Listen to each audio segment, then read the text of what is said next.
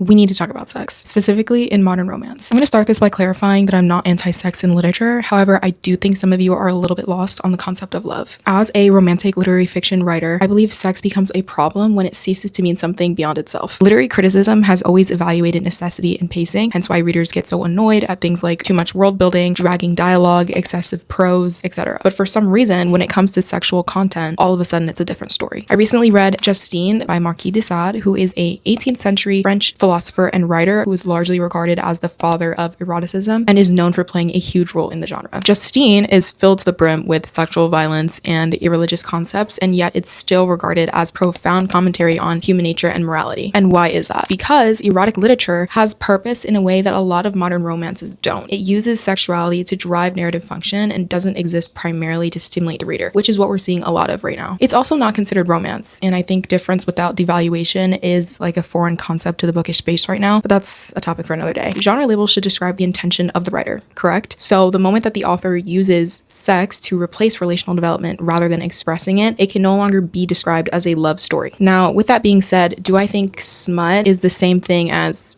you know what? Do I think smut is a way for women to reclaim desire without the male gaze or judgment they've historically gotten from society? Do I think the hate surrounding smut exists because it's a trend to see romance as a lowly genre? These are all questions I tackled in my latest Substack article that just came out today, so you should check it out if you're interested in this topic. And as always, there's lots to think about, so let me know your take on smut in the comments.